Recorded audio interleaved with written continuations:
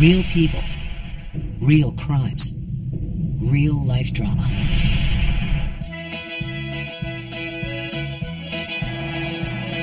In the mid-1980s, a young funeral home director named Bernie Tiede came to the little East Texas town of Carthage.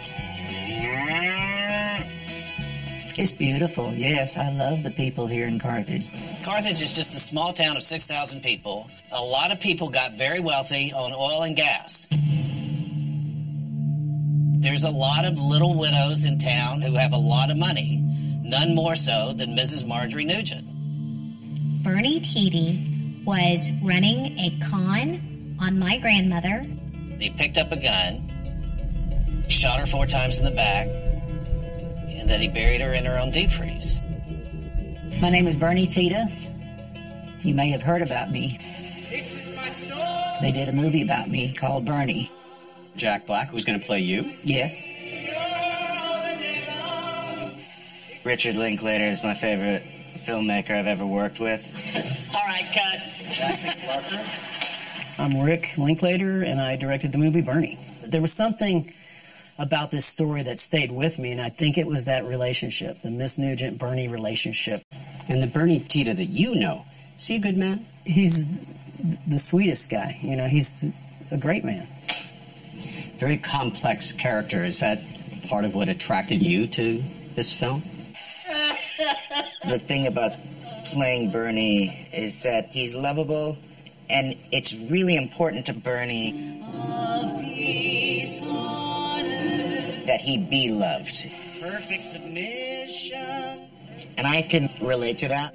Visions of right. I have a little bit of that in me, too.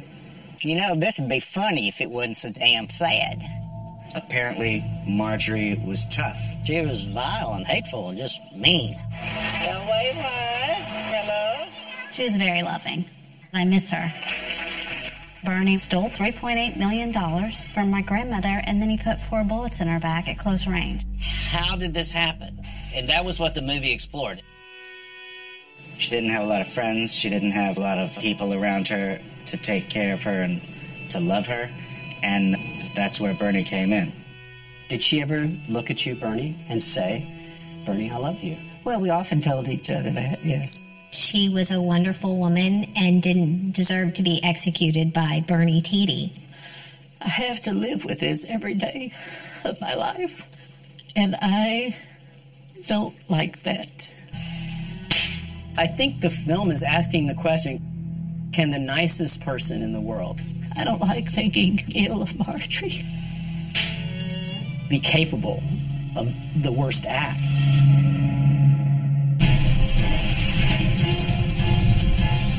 I'm Peter Van Sant. Tonight on 48 Hours, The Mortician, The Murder, The Movie.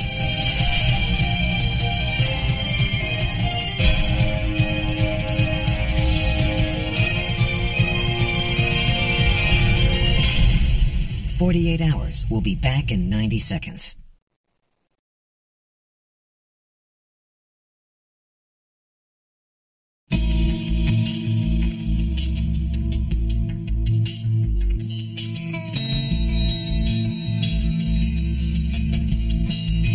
Let's go back and start the Bernie story from the beginning.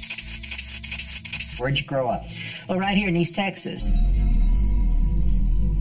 One way or another, Bernie Tiede has been dealing with death and darkness since he was 3 years old. My daddy and my mother, they had a car accident, and my mother was riding in the passenger's side of the car, and Daddy never forgave himself for that. His mother dead, his father started drinking hard and died when Bernie was just 15. So a lot of death had occurred in our family. Things only got worse for Bernie. He claims he was molested by his own uncle, Elmer Doucette.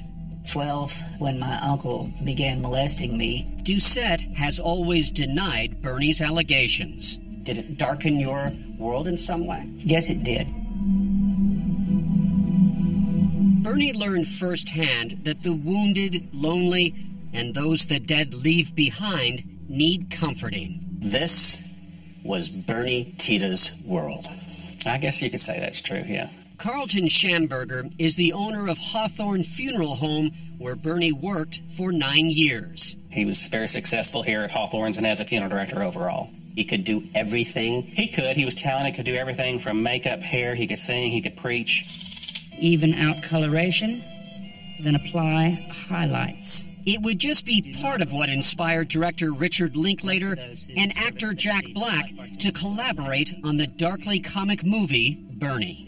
Too much color does not make one look more alive. He was on a lot of people's lists to literally sing them to heaven. He knew how to take care of families. He could connect that quickly. He could connect, yeah, exactly.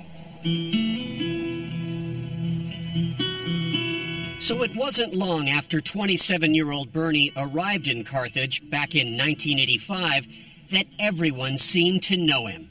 From the dusty dirt roads... One of his excellent qualities was he was a gourmet cook. Where Jack Payne and Ira Bounds live... I think that he was well thought of amongst the little old ladies in town. And at Comer's famous barbecue... He taught our Sunday school. He preached a funeral for us. Even down at the courthouse. Did you know Bernie Tita? Yes. Where local legend District Attorney Danny Buck Davidson ruled back then and still rules today, everyone sensed something good had come to town. You think, gee, I'm glad this guy came here. He's an asset to the community. Everybody loved Barney. I come to the garden alone. Well, I enjoyed singing in the choir. And then I got active also in the school here in the drama department. I was acting and doing in plays. And you were oftentimes the star? Oftentimes, yes. Did you feel loved in this community? Very much so. I felt very much loved. Local ladies, Lisa and Susie Cockrell, sum it up simply. He was a god. He was almost. People really saw him like, yeah. He's got a warmth. Got a magnetism. Just a super generous, sensitive guy, and is everybody's best friend. Bernie Tita always had that human touch. He knew just what to say to bring a smile to anyone who needed it. So when a grieving, vulnerable widow came here to the Hawthorne Funeral Home, Bernie saw an opportunity to do what he did best. In 1990, the town's leading banker and oilman, Rod Nugent, hard-nosed, tough, but fair businessman, dies. Skip Hollingsworth covered the case for Texas Monthly Magazine. And Bernie is in charge of his funeral. I embalmed his body and got him ready for the funeral. And Mrs. Nugent arrives. And I met with her about the arrangements. Marjorie Nugent would one day be portrayed by Oscar-winning actress Shirley MacLaine. I saw her to the gravesite. We had the funeral service there, and then I took her back to the car. Are you thinking to yourself, well, we've parted ways, we did some business, and never shall meet again? Well, no, because that's not how I conduct funerals, as I often do with the widowers. Check on them, go by the house, make sure they're all right. Did they appreciate your dropping by? Oh, very much so. Wanted you to know that I was thinking about you. Oh, thank you. These times can be hard. Well, Margie wasn't a huggy type person. Ruth Cockrell would come to know as much as anyone in Carthage about the friendship of Bernie and Marjorie. Well, we're first cousins. Were you guys close? We got pretty close. Could Marjorie be difficult? I think any of us can be difficult. I mean, as an old setting hen sometimes. In small towns anywhere, your reputation is not often defined by who you are, it's by what people think of you. And so the reputation did get around that Mrs. Nugent could be cantankerous. Could Marjorie be mean? Yes, sir. She could. And another thing, newly widowed 74-year-old Marjorie Nugent was loaded with cash. She would kind of be called a blue blood. As much as $6 million. Some soaps and a little bubble bath to soothe you in the tub. Bernie Tita wasn't about to be turned away. Oh, it would be my pleasure. I felt sorry for Marjorie. I really did.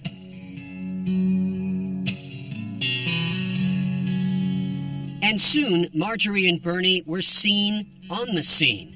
The odd couple of Carthage. We'd go to the Cherokee Club. We would go to the Jalapeno Tree here in Carthage. Yeah, they were a pair. And it wasn't long before Marjorie wanted more than a part-time dinner date, and Bernie complied. She asked me to leave the funeral home. She just wanted more and more and more of me around. She actually hired Bernie and paid him a salary. There's this notion out there that you were attracted to Marjorie's money. Yes, I'm aware of that. That was not part of the deal. That was not part of my wanting to be around Marjorie. There's members of Marjorie's family that tell a different story. Bernie Tiede is what? A thief. Just 2 hours up the road in Dallas, These are some of our old family photos of my grandmother. 3 proud granddaughters Everything that has been said about her is not her. have a very different take on just why Bernie was befriending Marjorie. He saw her as a mark. He stole her money. When he was about to be found out, he shot her and killed her. That's the real story. That is the real story.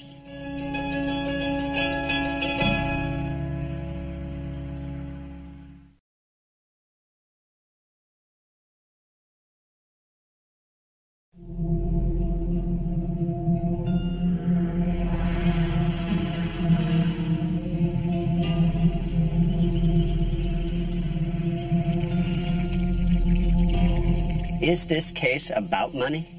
Yes, it is. How so? I think that defines everything. The majestic gates swung open to a kingdom of riches, and Bernie Tiede rolled right in. I think the fatal mistake my grandmother made is she ended up buying a $30,000 headstone from Bernie Tiede. From that moment, he marked her. Within months of meeting at her husband's funeral, Bernie was full-time at Marjorie Nugent's eye-popping home. Helping her with anything that she needed help with. Make her coffee, make sure she was up, she was all right. He was there for her.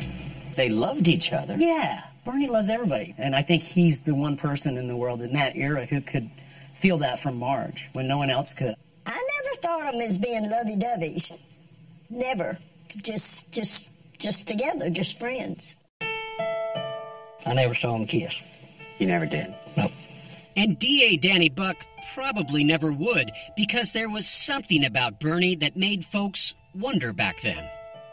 I'm a gay man, and it's hard to be a gay man and being out in a small town. Did Marjorie know you were gay?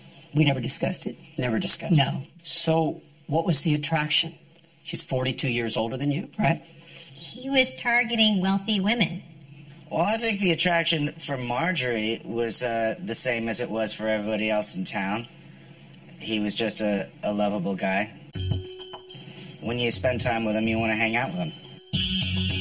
Less than a year after her husband's death, Bernie and Marjorie started hanging out big time, trading in the back roads for Broadway. We'd go up on Friday morning and then come back on Sunday. Saw Broadway shows. We had a lot of fun together. Bernie Tiede, the mortician who made about $24,000 a year, now had access to Marjorie Nugent's 10,000 square foot mansion in Carthage, her checkbook, and a world of opportunity. They went on great adventures together. Now wave hi. Hello. They had a ball together. They traveled the world. We went to Washington, Baltimore, and then took a cruise down the East Coast. We went to Germany, England, Scotland, and Wales. To Egypt. I went to the pyramids. We just went everywhere. Was she having a good time? She was having a great time. He was her manservant. Is it too busy? The guy hired to take care of her every need. Clipped her toenails, all the nitty-gritty. And for Bernie, the perks kept piling up. Marjorie showered him with cash, clothing, cars, even flying lessons, and planes to go with it. And in turn, Bernie gave gifts to the good people of Carthage. He provided money, he provided scholarships. Doing good. Doing a lot of good in Carthage. Turns out he was generous with Miss Nugent's money. He was kind of the conduit to her generosity, to her better angel. She spoiled me rotten. But the Nugents say their grandma never needed Bernie or anyone to teach her kindness. My grandmother was a loving, sweet woman. And she was kind? She was. She was kind, and she loved telling stories. This is really eye-opening, guys, to talk to you. This is really eye-opening. In 93, we went there, and she opened the door, and she hugged me, and she kissed me 8 times. But whatever Marjorie's affection for her granddaughters, the stakes were about to change. Marjorie Nugent filed a new will, leaving everything to Bernie and nothing to her family. Did you encourage her to do that? No, she brought that to me one day, and it was in 1991. Why would she do that? Well, I felt like she could trust me, I guess. It was on one of the next family visits to Carthage that the Nugent women got a hint of how deeply Bernie had moved into their grandmother's life. Flash forward to 1994. We go to see her, and she opens the door, and she goes, "I don't know who you are." And I go, "What do you mean you don't know who we are?" And she goes, "I don't know who you are." She's like, "You need to leave." And we went in, and there were pictures of Bernie everywhere. And we said, "Who is this? Nanny, who is this?" And she said, "Well, he's my friend." And the thing that disturbed me was that all of the pictures of my grandfather were gone.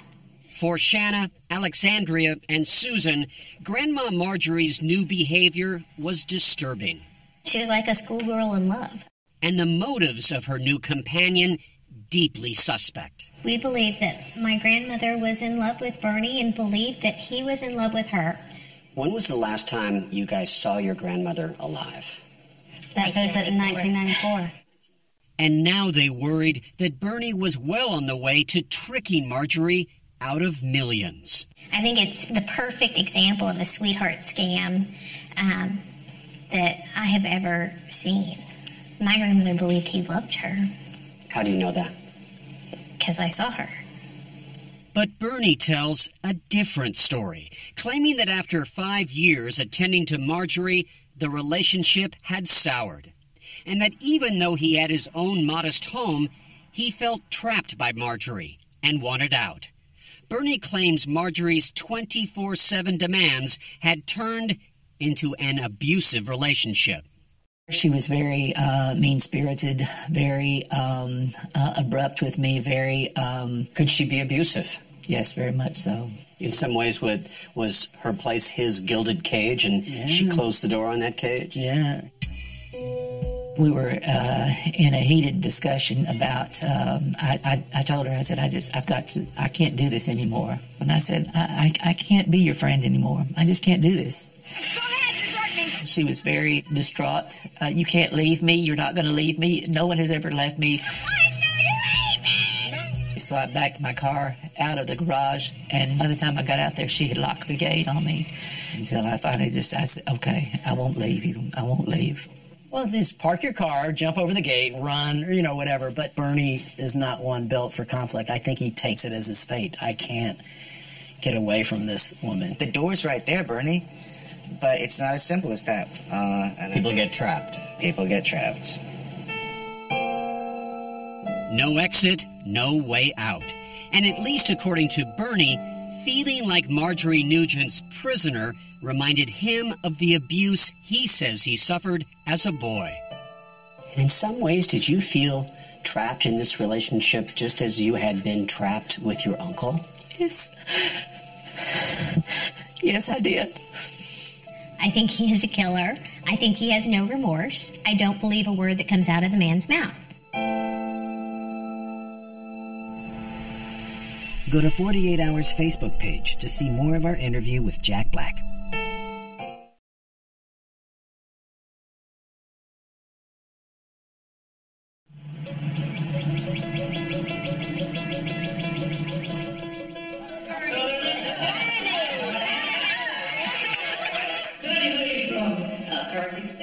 Bernie Tiede claims it pains him to recall how controlling and cantankerous Marjorie Nugent could be. I don't like the things that she did, but I don't like talking about them either. Personally, and I think he's pure evil. Let's move now to November 19th, 1996. Tell me about that day and what, from your perspective, led to the tragedy. I had gone out to the house to make coffee early, 7:30. Got her up.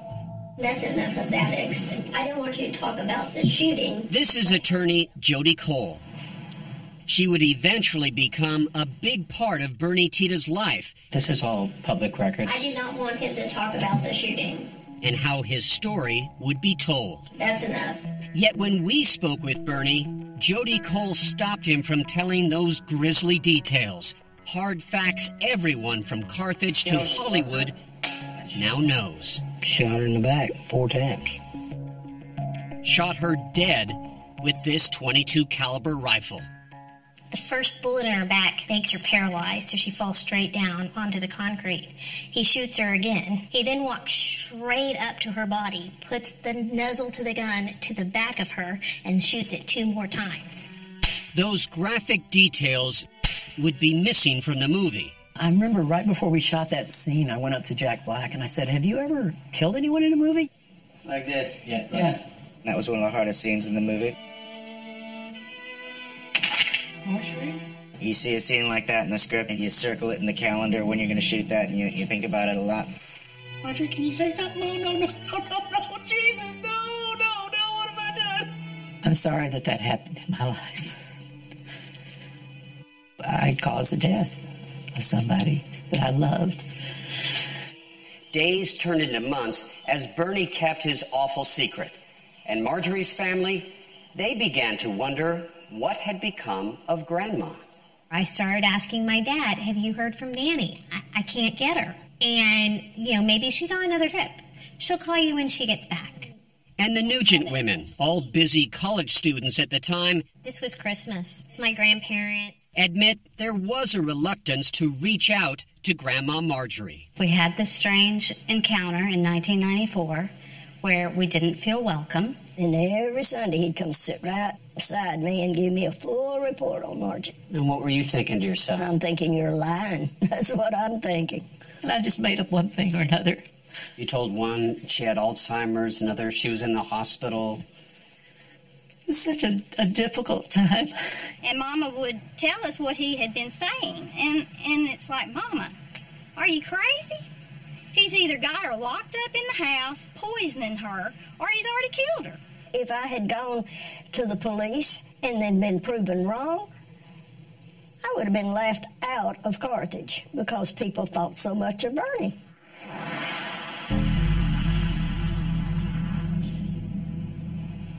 So week after week, month after month passes, Marjorie's nowhere to be seen. 9 months. 9 months. It was August 18th, 1997. The Nugents had finally shared their concerns with the local sheriff. I get a call from my dad. He and I drive down. And it's clear that no one's been there for a very long time. So, where was Marjorie Nugent? I wanted to check the freezer. My grandmother was a child of the Depression, so you didn't waste food. Turning back up the hallway. So when Alexandria and the sheriff's deputies got to the house, she knew exactly where she wanted to go. She walked down this hallway. Alexandria knew that if her grandmother had left the house, she would have put everything she kept in the refrigerator in a freezer located inside this pantry. She opened the door, and there it was. It was so quick. It was like I walked in and I said, "There's tape on the freezer." And this is freezer. She untaped it and raised it up. And threw the lid open. And there was the top of Miss Nugent's head. And I looked at my dad and I said, "They found her." And he just kind of did this. And all I wanted at that moment was my mom. Do I regret the fact that I didn't rush down there to stop him from doing this?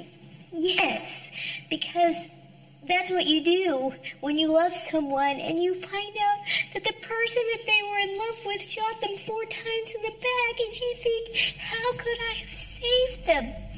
While a motive remained unclear, there was zero mystery about the prime suspect. Bernie's name was top of the list. Bernie was easy to find. He was right in Carthage, at home, when the sheriff's deputies showed up and brought him in for questioning. I was so relieved when they came for me and arrested me. It felt like this big weight had lifted off my shoulder. How could you come to my house, eat my food, and sing hymns, and my cousin over there in the deep freeze?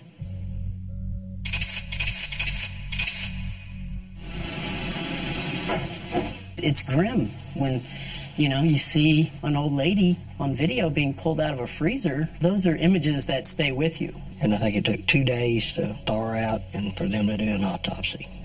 Strange. Yeah. That same day, Bernie Tita confessed to Panola County Sheriff's deputies that he murdered Marjorie Nugent. There wasn't a question in anybody's mind. Everybody knew. I think you're right. Danny Buck Davidson would charge Bernie with first-degree premeditated murder and seek the ultimate penalty. Life in prison. Maximum sentence. And that's when this twisted Texas tale really got strange. People in the community were coming in saying Bernie was a real good guy. If he killed her, he had a reason for doing it. Poor Bernie. He had his groupies. Bernie had his groupies? Yep. Some people are saying, hey, let him go. Some people are saying, no, put him away for life. You just have never seen a story like this come across your desk, ever. And people still want to talk about it. They're still mystified about what really happened on that November afternoon that led Bernie to shoot her 4 times.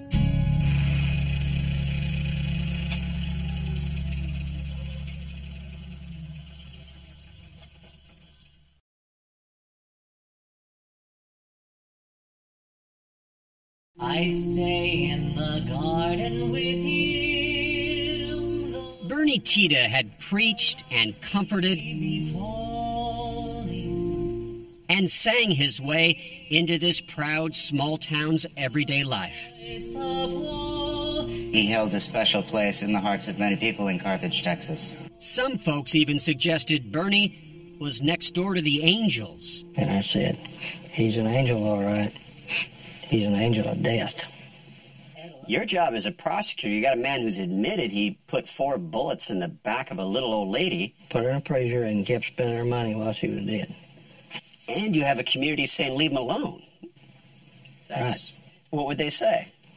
Go easy on Bernie. It happens so often, he asked for a change of venue. And he got one.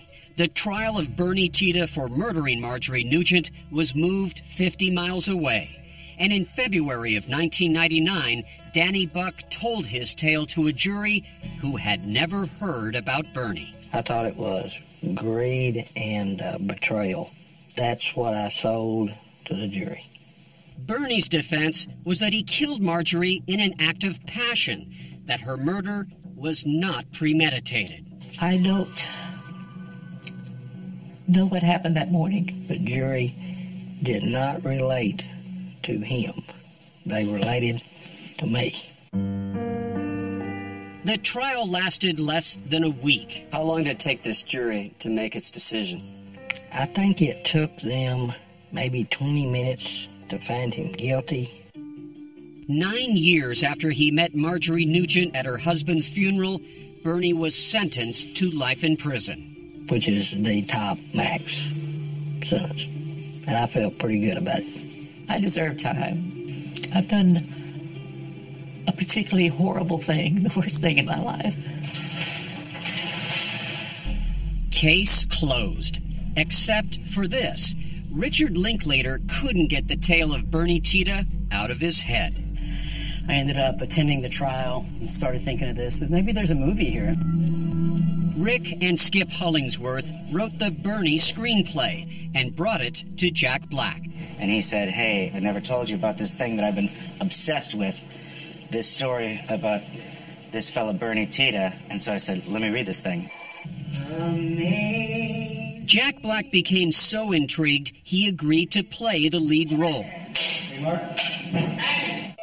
But not before he and Linklater paid a visit to a Texas maximum security prison to try and understand just who Bernie Tiede really was. I wanted to come and meet you.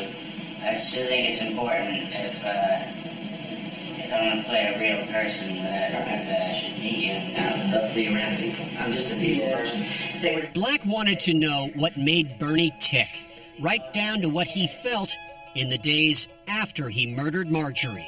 They must have been incredibly stressful. That period with the walls closing in. You have no earthly idea. It was absolutely horrendous. If you're playing a person and you have access to them, you got to go see them. It's just one of the rules of the game. I'm very appreciative of them coming to meet me. And I had to stay here unless something changes. Oh, there's one man in particular I can think of I'd sure like to talk to. The movie Bernie also featured Matthew McConaughey as Danny Buck. Danny Buck's coming to get you first. In April 2012, it premiered in Rick's hometown of Austin. Critics loved it.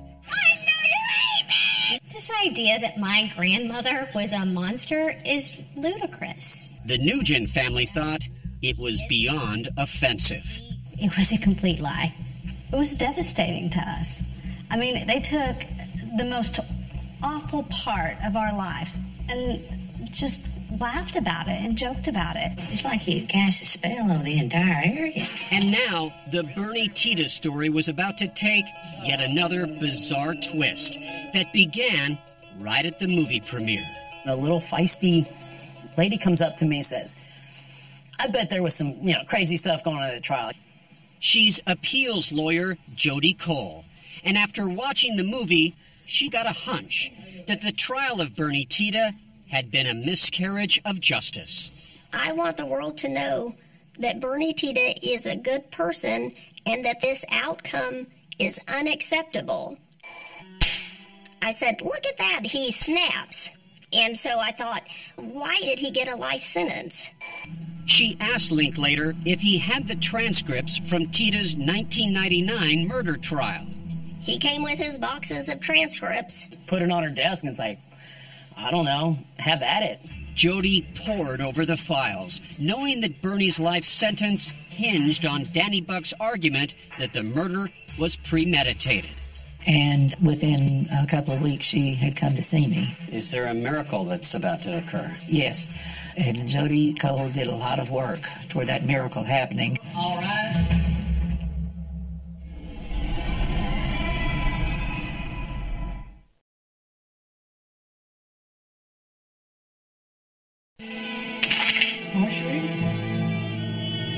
Marjorie, are you okay? That morning, I felt like I wasn't a part of the shooting. 16 years after he shot Marjorie Nugent dead, Bernie painted a picture for defense attorney Jody Cole about how he felt that awful morning. I felt like I wasn't even there. And I have learned that that is called a dissociative episode. I think it's a classic case of a kind of a disassociated moment. That's what this whole case hinges on. A dissociative episode. The new age psychological term would break the case against Bernie Tiede wide open.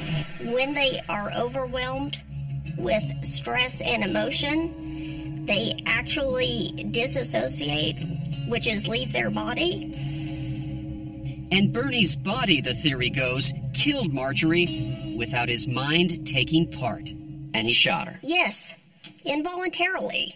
The Nugent family would have their own take on Jody's ideas.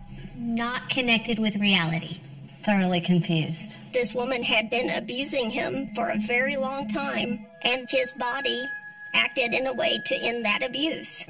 Bernie also confided in Jody what he says is his darkest secret about that childhood sexual abuse he claims he suffered at the hands of that uncle. Jody brought the findings to the DA, and he was sold. What do you conclude in terms of why this murder occurred? The child abuse and the abusive relationship. I think that he did not plan on killing her.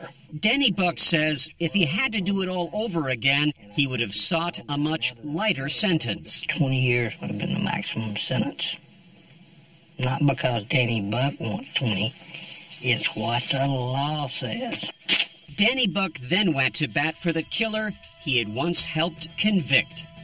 And on May 6th, 2014, Bernie Tity's life sentence thrown out. A new sentencing trial is ordered, and Bernie is released from prison for the time being. Lots of miracles have happened in my life. The next miracle was in the parking lot. Mr. Linklater picked me up, and we drove to Austin.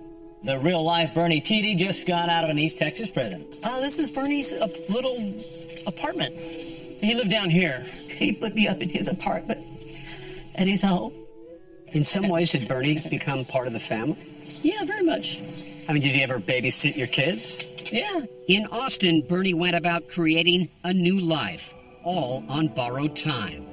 He joined the Gay Men's Choir. In the time of King Herod, he became a regular at Pastor Sid Hall's church. Our folks surrounded him like mother hens, just loving him. He was definitely feeling the ecstasy of freedom. Well, my first thought is, how is this happening? The Nugent granddaughters found it all beyond belief. Richard Linklater. Conned. But Richard Linklater is just as conned as my grandmother was. I think I'm pretty unconnable. I think Danny Buck got enthralled with Hollywood. I'll say that's BS. Before the sentencing trial, Danny Buck recused himself. He was replaced by two prosecutors determined to put Bernie Tita back behind bars. This was just a straight-up execution. I think he's conned Hollywood and he's conned the whole judicial system. Jane Starnes and Assistant Attorney General Lisa Tanner weren't buying it.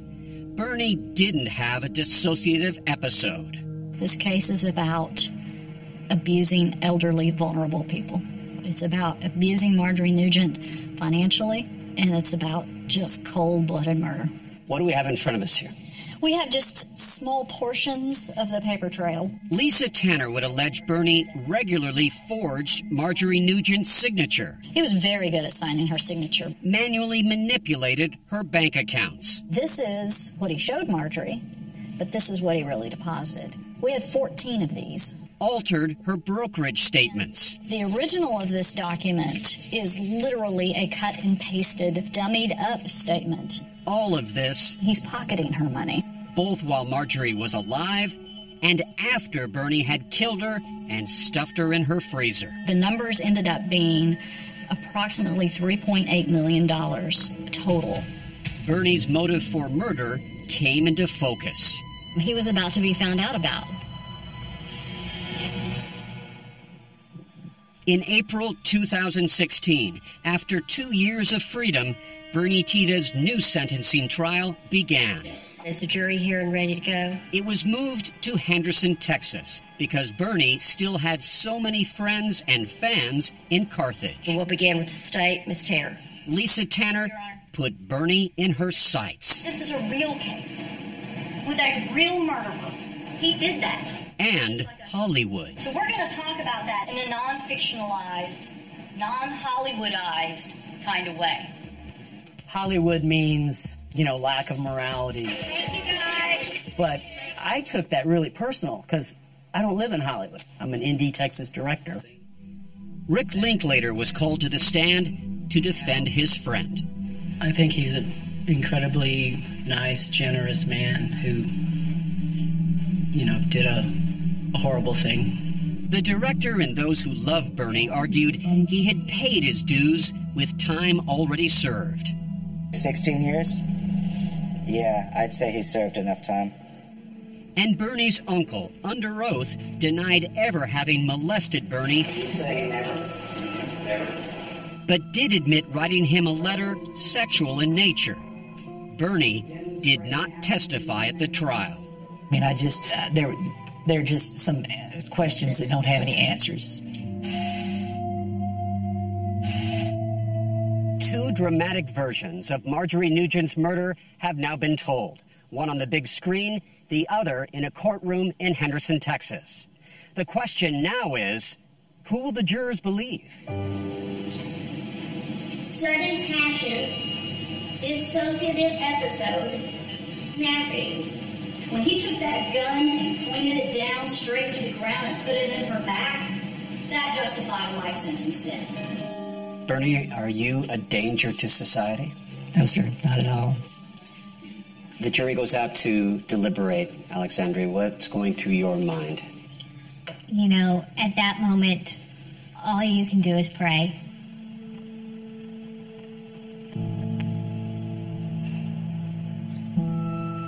On April 2nd, 2016, some 26 years after he met Marjorie Nugent, the jury once again sentenced Bernie Tiede to 99 years in prison. For 99 years of life. Everyone in that courtroom knew that my grandmother was not mean. She did not deserve to die, and that this man deserved to go away for the rest of his life. When I heard 99 years, I mean, it was devastating. Back in prison for life. It's very discouraging. Now, what's as certain as his life sentence is this. Deep in the heart of Texas, Bernie Tiede is loved.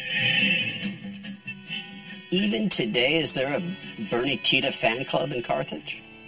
Yes. Not as big as it once was, but it's here.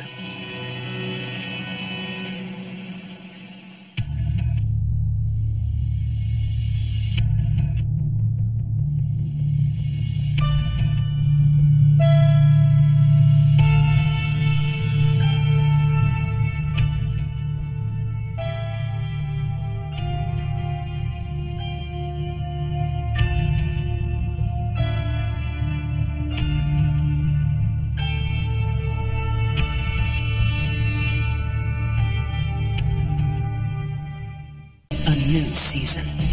Help us solve this crime. She was quite the trophy. Married to a multi-millionaire. They slit her throat. 8 years, no arrest. There are no fingerprints. No, nothing at all. There are clues. The sketch. Who is this? The letter. I want to find out who murdered my sister. The hunter. If you want to find targets, handle it out. He told me at the beginning, all he wanted to do was rape me. It wasn't really so much about the woman. It was about